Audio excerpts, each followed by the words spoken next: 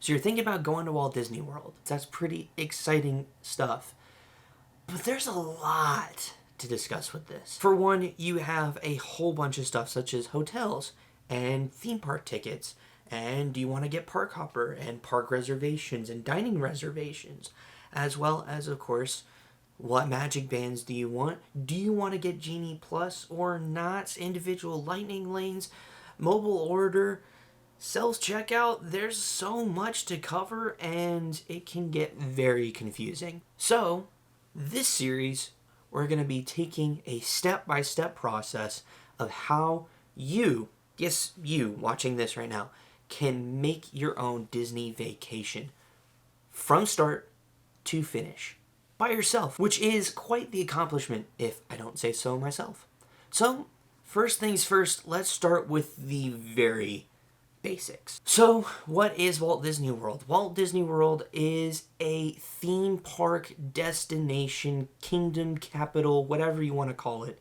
It is a vacation destination located in Orlando, Florida, and it is a pretty amazing place. In fact, it is 2 times the size of the island of Manhattan, at least when all the land was initially bought for it in the late 60s. Now, of course, it is 4 theme parks, over 30 hotels, a shopping district, and 2 water parks, and so much more. There's seriously a ton to do at Walt Disney World. First up, we have the Magic Kingdom, which opened on October of 1971. This is the first theme park, and it is the one with the castle, in case you are wondering. It is an awesome park that has so much to do and has some great attractions, including Pirates of the Caribbean, the Haunted Mansion, It's a Small World, Peter Pan's Flight. Plus, there also is, of course, stuff for your thrill-seeking friends or family members with 3 epic mountains: Space Mountain, Splash Mountain, and Big Thunder Mountain Railroad. All very themed and unique attractions at the Magic Kingdom. And of course, I cannot go without mentioning a great way to end the night with Disney's Enchantment. It is a fireworks show with projections on top of Cinderella's castle. It is seriously an amazing experience to watch fireworks with your friends or family. It's a great way to end a Disney day. The next one is Epcot, which opened in October of 1982. This one, of course, has the big golf ball, geodesic sphere, whatever you want to call it. It actually houses an attraction inside of it. And on top of that, Epcot is the experimental prototype community of tomorrow. It's just abbreviated into Epcot, of course. There is some great attractions there, including Test Track, which is a very fast adventure presented by Chevrolet. You have Frozen Ever After, of course, the only Frozen ride at Walt Disney World currently, and one of the newer attractions, Remy's Ratatouille Adventure, located at the France Pavilion. I'll get to those here in a second. Plus, on top of that, depending on when you're going, there will also be Guardians of the Galaxy Cosmic Rewind, set to open in summer of 2022. I don't know about you guys, but I'm quite excited about that because it's Epcot's first roller coaster. Of course, what sets this theme park different compared to the Magic Kingdom is not just the rides, but they have a whole back section of the park. Let me explain. It's called the World Showcase, and it literally is a showcase of different countries that you can visit. So you can literally walk from Canada over to France, to the UK, and while you're there, you can walk to Japan, China, back to America, to Italy, to Mexico, Norway, Morocco. There is so much to do. You get to explore all the different food offerings. There is a bunch of drink offerings as well, and a lot of other things to do in the World Showcase, including, of course, a couple attractions in there as well. It's a pretty amazing thing, and you will want to stick in the World Showcase towards the end of the night because of Disney's Harmonious. Yes, Magic Kingdom is not the only Disney park to end with a fireworks show. In fact, Disney's Harmonious is located in the center of the World Showcase Lagoon. It is a spectacular show full of water projections, lights, fireworks, of course, and lasers, and so much. It is an amazing show from beginning to end, of course, located in the World Showcase. Our third theme park is Disney's Hollywood Studios, which opened in the summer of 1989. This one is themed around the movies, and in case you're wondering and trying to keep track with icons, Magic Kingdom with the castle, Epcot with the ball-looking thing, it's a geodesic sphere, people. We, of course, with Hollywood Studios, have the Tower of Terror or the Chinese Theater, depending on which one you want to use. This park has gone a lot of renovations over the last several years, and they have some amazing attractions, including Mickey and Minnie's Runaway Railway, as the before-mentioned Tower of Terror, as well as Rock 'n' Roller Coaster, the only inverted roller coaster at Disney World, mind you. And of course, there are plenty of other attractions as well, located in two epically themed lands, Star Wars Galaxy's Edge and Toy Story Land. Toy Story Land, of course, having a fantastic roller coaster in Slinky Dog Dash, and Star Wars Galaxy's Edge containing one of the most technically impressive rides, Star Wars Rise of the Resistance. But why stop there, as in the night, there isn't necessarily a fireworks show, but there actually is a show at the end of the night called Disney's Fantasmic. If you, of course, have seen the one in Disneyland, it is very similar to the one over there. However, it is a little bit different, and it will be coming back this year, 2022, as of this recording. There also is the Wide World of Animation, which is more of a projection show on the Chinese theater versus like fireworks, but it does have a few here and there as well. Our last theme park is Animal Kingdom, which is the last to open up in April of 1998. Again, to keep our icon flow, this one has the tree, in case you're wondering. This park is very, very different compared to the rest of them.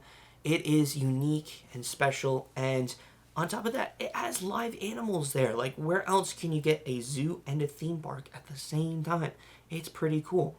And again, there are some great attractions, including Kilimanjaro Safari, where you actually get to see where Disney keeps some of their animals. And yes, it is actually a conservatory, not a zoo.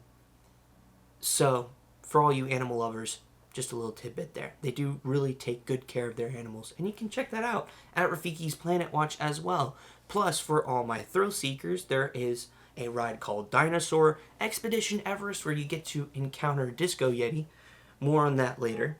And of course, a epic themed attraction called Flight of Passage, which is located at Animal Kingdom's newest land, Pandora, the world of Avatar.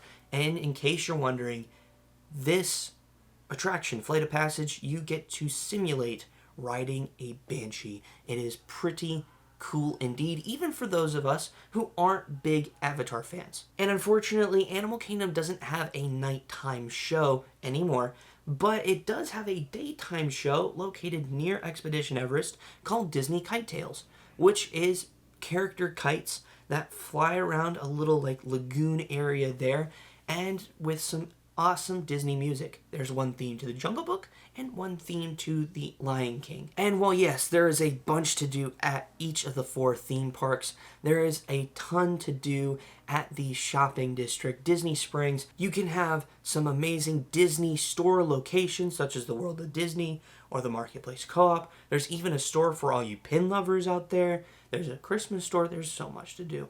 Plus, on top of that, you have regular stores as well, such as Under Armour, Alex and Ani, Vera Bradley, things of that sort, as well as a ton of amazing food options, such as the Edison, House of Blues. You have Gideon's Bakehouse, which has some amazing cookies, Ghirardelli, ice cream, yeah, that's right, Earl of Sandwich. There is so many great spots here. Oh, and there also is Chicken Guy as well. There's a whole bunch of stuff that is at Disney Springs. You could seriously spend an entire day. Plus, on top of that, you have entertainment options, whether it's going to see a latest movie, the AMC theaters, or riding the Aerophile balloon and actually get a wide glance at the entire Walt Disney World Resort from a new height, literally, and so much more. I mean, there's car boats, like literally it's a car that turns into a boat and you get to ride around. It's pretty sweet. And live music, there's so much to do. Plus, on top of that, there is a drawn-to-life show presented by Cirque du Soleil. It is pretty sweet indeed. Lots of offerings, again, at Disney Springs. Then, of course, you have the 2 water parks, Typhoon Lagoon and Blizzard Beach. Typhoon Lagoon, in particular, is themed around a hurricane that had just rolled through an island paradise, but turned it all into fun.